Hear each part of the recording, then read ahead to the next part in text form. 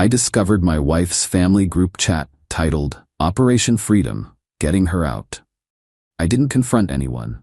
Instead, I quietly moved our assets, changed passwords. When she tried to execute phase 1 of their plan, she discovered I'd already completed mine. I, 35 male, found the group chat by complete accident 2 weeks ago. My wife, 33, left her iPad on the kitchen counter while she was in the shower. It pinged with a message. The screen lit up. Operation Freedom, Getting Her Out. That was the group chat name, right there on the lock screen notification. My stomach dropped. I picked up the iPad. Face ID didn't work, obviously, but I know her passcode, our anniversary. We'd been married for 6 years, never had a reason not to trust her. Opened the chat.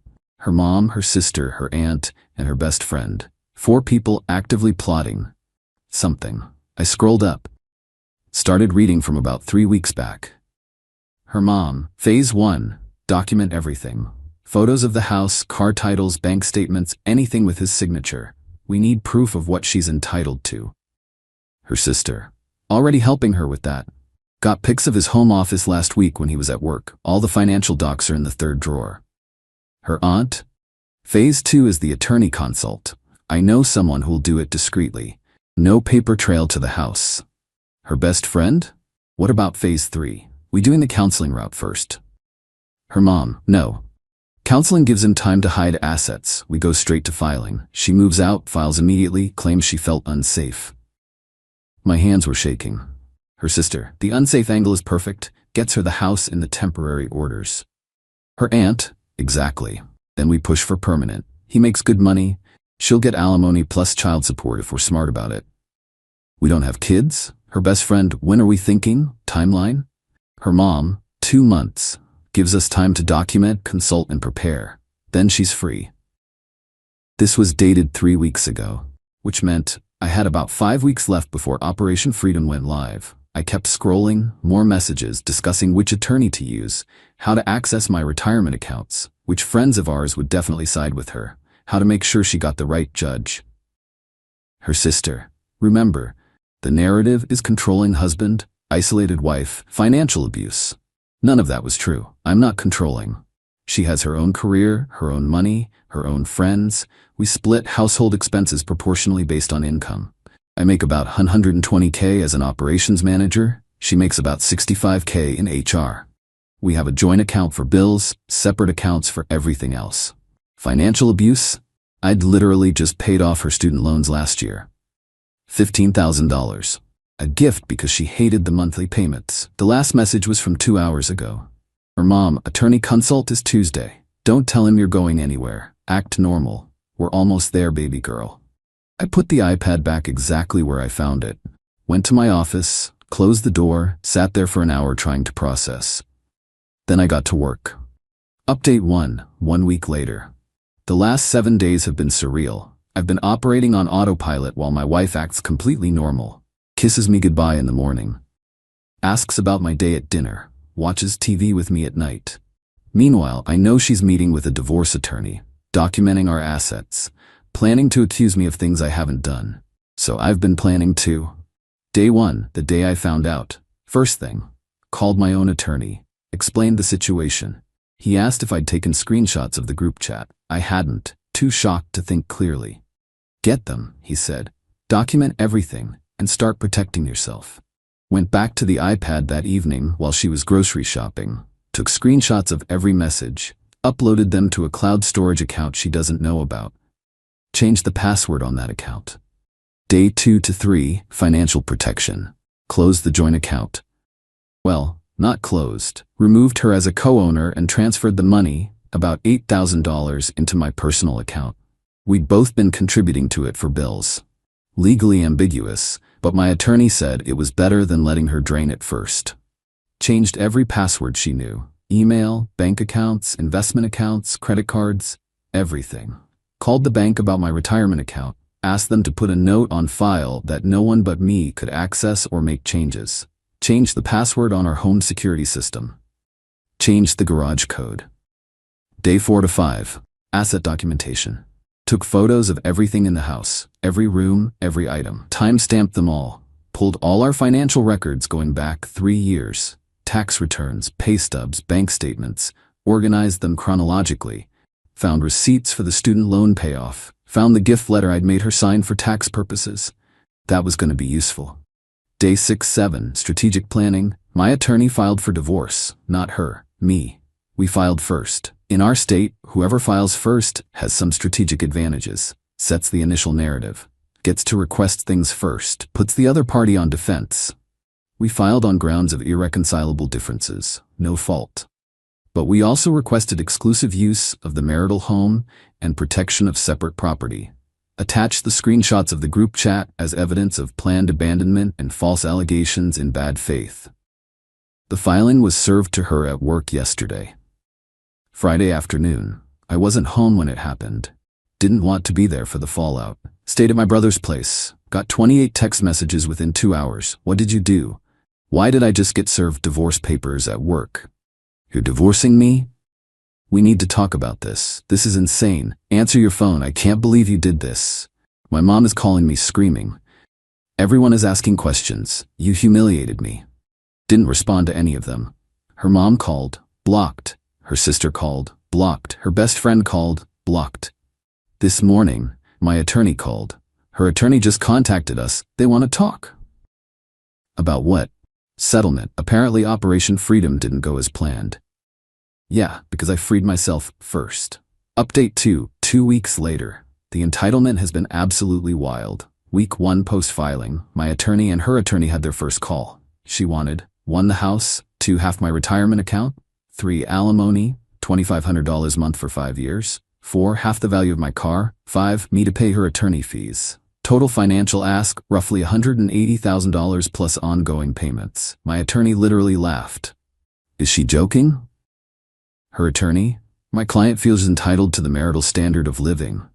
My attorney, your client was planning to falsely accuse my client of abuse to gain advantage in divorce proceedings. We have documented proof. Try again. Her attorney went quiet. My attorney, here's our counter. She gets her personal belongings, her car, and nothing else. We split the $8,000 from the joint account 50-50. Each pays their own attorney fees. She has 30 days to vacate the marital home, which my client solely owns. Wait, I solely own the house? Turns out, yes. I bought it 2 years before we got married. Never added her to the deed. It was always just mine. I'd honestly forgotten that detail. Her attorney, that's completely unreasonable. My attorney, then we'll see you in court with the group chat screenshots, and we'll discuss how your client committed fraud by claiming abuse that never happened. I'm sure the judge will love that. They hung up. Her sister showed up, day 9. Saturday afternoon, I was mowing the lawn. A car pulled up. Her sister got out. We need to talk. I turned off the mower. No, we don't. Yes, we do. You're destroying her life. She was planning to destroy mine first. I just got there faster. She wasn't trying to destroy you. She wanted out. You're controlling and suffocating, and she couldn't take it anymore. Name one controlling thing I've done. She couldn't, just sputtered. I'll wait, I said. You track her phone.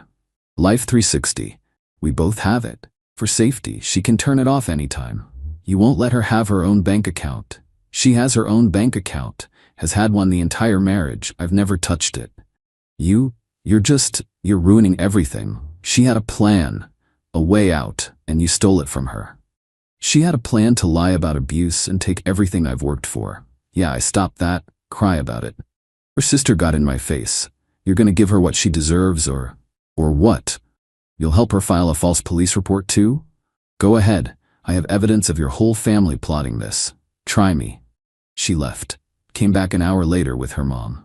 The mother-in-law. Her mom got out of the car, pointed at me. You selfish, vindictive man. How dare you serve my daughter at her workplace? How dare you humiliate her like that? She was going to do the same to me. Actually worse. She was going to falsely claim abuse. She felt abused. Emotional abuse is real. Name one emotionally abusive thing I did. Same problem as the sister. Couldn't name anything. You're just the way you are. The way I am, which is what? I work, come home, spend time with my wife, support her career, paid off her student loans. That student loan payment was manipulative. You were trapping her. I actually laughed. I paid $15,000 to trap her? By eliminating her debt? Sure. Her mom started crying. She just wanted to be happy. She wanted freedom. She was free. She had a car, money, career, friends. She was planning to lie about me to take more. That's not seeking freedom. That's committing fraud. We're going to sue you for emotional distress. Go ahead. I'll countersue for conspiracy to commit fraud. And I'll win. They left. The counseling ambush, day 12. Got a text from my wife. I booked us a marriage counselor. Tuesday at 6, we need to try. I called my attorney. Is this a trap? Probably. Don't go alone. Definitely don't go without recording it. I replied, we're getting divorced. There's nothing to counsel. Don't contact me except through attorneys. She called immediately. Blocked. Her best friend called. You're not even willing to try? What kind of husband are you? The kind who doesn't let his wife's family plot against him for months. She wasn't plotting. She was preparing. There's a difference. Not legally, there isn't. Goodbye. Day 14 yesterday, the house incident. I came home from work to find the locks changed. My key didn't work. Called my attorney. She changed my locks. On your house that you own? Yes. Call the police. Right now. Called the cops. Explained. I own the house. She's not on the deed. We're getting divorced. I have a court order giving me exclusive use of the property. 2 officers showed up. Then my wife and her mom showed up. Officer, ma'am, do you own this property? Her mom, it's her marital home. That's not what I asked. Is her name on the deed? My wife, but... Officer, then she can't change the locks. Sir, you'll need to call a locksmith to change them back. Ma'am, you'll need to leave. This is illegal. He's locking her out. Ma'am, he owns the property. She's been legally served with divorce papers that grant him exclusive use. She's technically trespassing. My wife started crying. Where am I supposed to go? That's not our concern. You need to leave. Her mom. She has rights. Not to someone else's property. She doesn't. They left. I called a locksmith. Again, new locks installed by 8 p.m. Cost me $350. Adding it to the list of expenses I'm claiming in the divorce. Today, my attorney called with an update.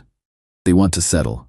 What are they offering? She takes her personal belongings, her car, $4,000 from the joint account, and walks away. Each pays their own fees. She gets $4,000 and I get $4,000. Correct. Done. When can we sign? I'll draft the agreement today. It's over. Almost over. Just waiting on signatures now.